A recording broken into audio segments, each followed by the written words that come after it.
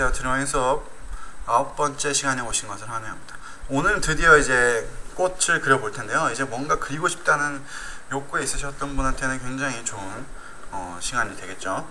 1번부터, 그러니까 첫 번째 시간부터 여덟 번째 시간까지 기초에 관련된 거를 주로 했기 때문에 아마 좀 열심히 해주셨지만 그래도 뭔가 그리고 싶은, 이걸 어떻게 써먹을까 하는 분들은 많이 계셨을 거예요. 그래서 그런 것들을 모아서, 물론 거기 있는 거 100%를 이 꽃 하나에 다 쏟지는 못하겠지만 뭐 원근법 같은 것도 있으니까요. 그렇지만은 여러 가지 썼던 선 연습, 어느 정도 손에 익었는지는 모르겠지만 그런 것들을 이제 꽃에다가 표현을 해보도록 할 거예요. 자, 그래서 오늘 할 거는 이 코스모스인데요. 코스모스 그림을 그려볼 텐데, 자, 그리기 이전에 중요한 거를 알고 안다면은, 자, 말씀드린다면은 기본도형이 가장 중요하죠. 기본도형으로 보는 방법, 그래서 이걸 어떻게 이 꽃 자체를 분해시키는 거죠. 분해해보는, 해부해보는 그런 시간을 가져볼 거고, 그 다음에 그 프로세스에 있어서 이 그림을 그리기까지 큰 데서 작은 데로 간다고 그랬잖아요. 그래서 큰 데서 작은 데로 가는 이 프로세스도 한번 같이 해보도록 할 거예요. 그렇게 해서 가이드라인, 이게 곧 가이드라인이 되죠. 그래서 가이드라인을 하는 시간까지 딱 가면은 9번째 시간이 완료될 것 같네요. 자, 모든 꽃뿐만이 아니라 그 사람, 동물, 어떤 것도 종류가 있어요. 그러니까 종의 특징이 패턴화되어 있는 경우가 많아요. 그래서 뭐 장미는 장미만의 고유한 특징이 있죠. 뭐 이렇게 생겨가지고 이렇게 생긴 게 있으면은, 이거 여기 가시까지 있으면 이게 장미구나, 뭐 이런 듯한 느낌을 들게 하잖아요. 그래서 그거 말고도 뭐 해바라기는 뭐 이렇게 생겨가지고 여기 이렇게 만화적인 이렇게 해바라기 씨 있는 그런 게 있고, 해를 바라보고, 그죠? 해를 바라보고 이런 특징들이 있어요. 그러니까 단순 뭐 좀 더 디테일하게 들어간다면은 그런 형태적인 특징 말고도 얘가 어느 환경에서 자라고 어떤 계절에 자라는지, 뭐 온도, 뭐 습도에 관련된, 기후에 관련된 그런 것들이 잎에도 영향을 주고, 이렇게 해서 뭐 여러 가지 나무 종류도 그렇고 꽃의 종류가 나뉘게 되잖아요. 그러니까 종류마다 특징이 있기 때문에 이 특징을 파악하는 게 가장 좋아요. 그러니까 근데 이제 이거를 일단 3차원에서 2차원으로 옮기는 과정에 있어서 뭔가 기후적인 특징이나 이거 좀 더 디테일한 게 들어가면은 분명히 그리는데 굉장히 도움이 많이 돼요.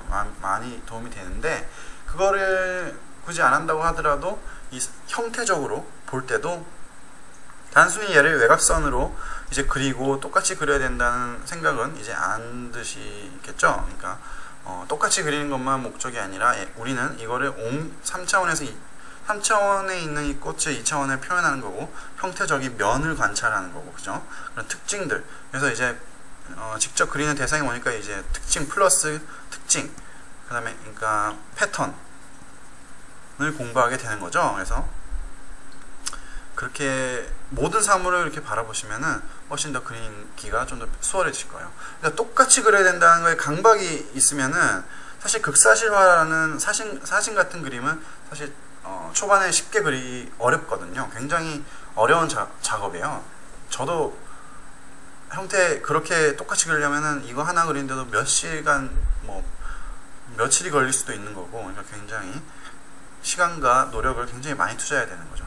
근데 알고 보면 코스모스라는 거는 세상에 수십만, 수억 송이가 있을 수 있잖아요. 근데 얘의 특징이 있기 때문에 사람이 얘를 보면 코스모스구나 라고 알 수 있겠죠.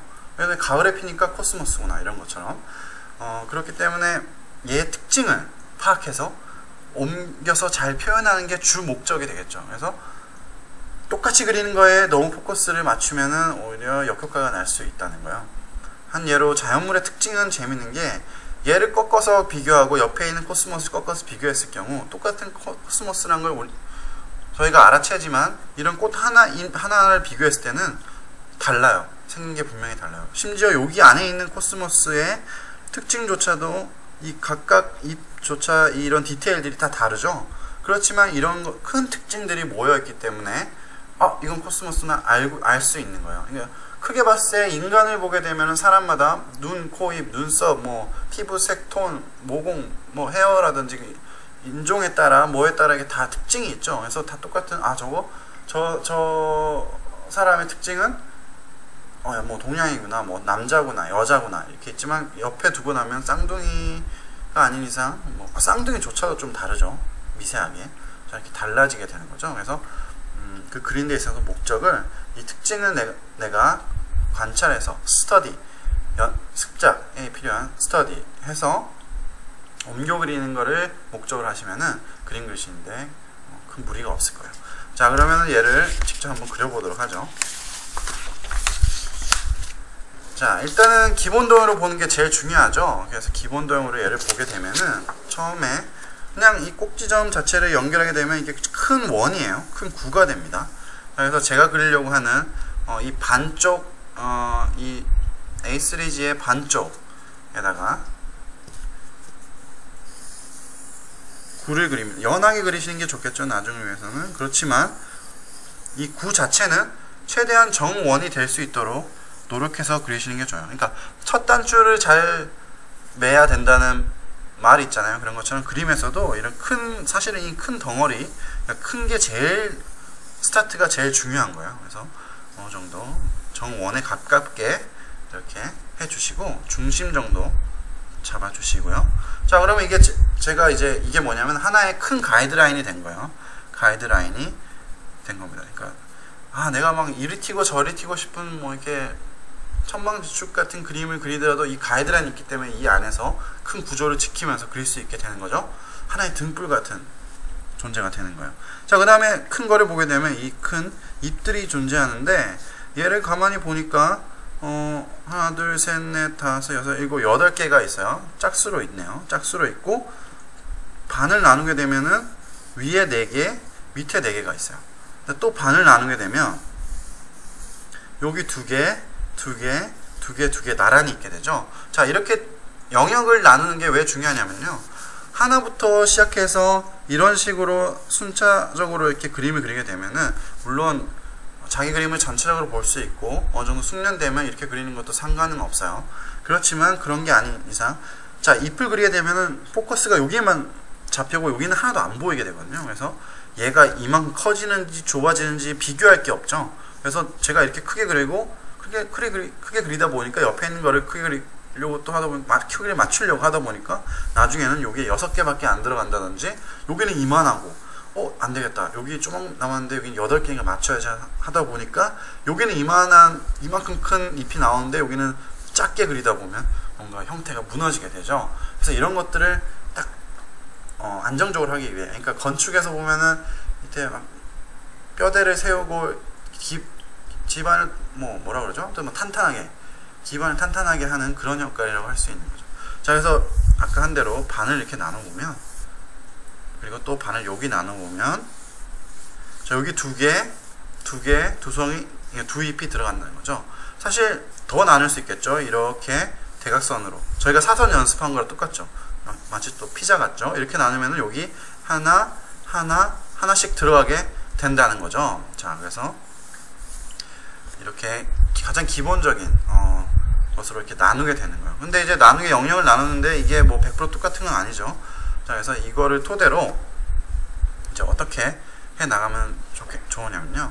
자, 이걸 또 단순화 시키는 게 좋겠죠. 자, 기본적으로 뭐 이거를 기본동으로 어떤 기본동으로 보는 거는 여러분들의 판단이 여러분들의 뭐 생각에 따라 하셔도 돼요. 그렇지만 저 같은 경우에는 이거를 하나의 타원으로 이렇게 보고 얘를 잘라내고 싶네요. 자, 그래서 뭐 혹은 여러분들께서는 뭐 이렇게 삼각형을 하시고 여기를 잘라내도 상관없겠고요. 그 다음에 뭐 사각형으로 한 다음에 여기 끝을 살짝 튀어나오게 수정해줘도 상관은 없을 것 같아요. 자, 그래서 이 잎 자체의 중심, 여기가 이제 중심으로 이렇게, 자, 이 끝 같은 경우는 이렇게 제가 나눈 이 끝은 얘를 기점으로 나눈 거죠. 그렇다면 이 타원이 좀 넘어가야 되겠죠. 이런 식으로. 그러면은 자, 이렇게 가운데를 기점으로 제가 여기 이렇게 나눠서 여기 한 잎이 들어간다고 해서 얘가 이렇게 삐뚤어지면은 안 돼요. 그러니까 이런 식으로 삐뚤어지면 얘와 얘 사이가 굉장히 벌어지죠. 그래서 처음에는 분명히 얘가 좀 더 벌어지고 얘는 좁고 이런 게 있지만 최대한 좌우 대칭하고 단순하게 바라보는 게 중요해진다는 거죠. 자, 약간 밑그림이 어두우니까 잘 안 보이죠. 그래서 빛을 약간 어둡게 하고요. 자, 여기도 자, 이렇게 이 가운데 이걸 중심으로 자, 대칭하게 최대한 대칭하게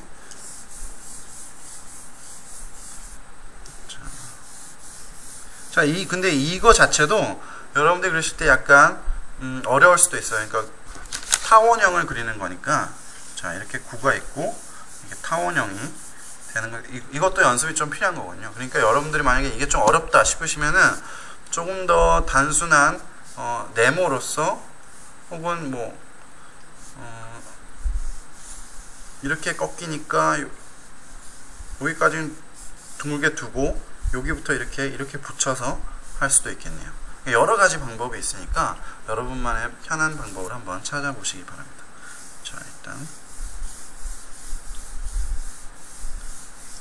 저 같은 경우는 이렇게 가장 기본적으로 이런 형태를 나누게 되는 거죠. 자, 그렇다면 이게 어느 정도 잎의 위치 선정, 그러니까 포지셔닝을 하는 거죠. 포지셔닝이 된 거예요. 그래서 그 다음 큰 거라면 이 가운데 부분이 있죠.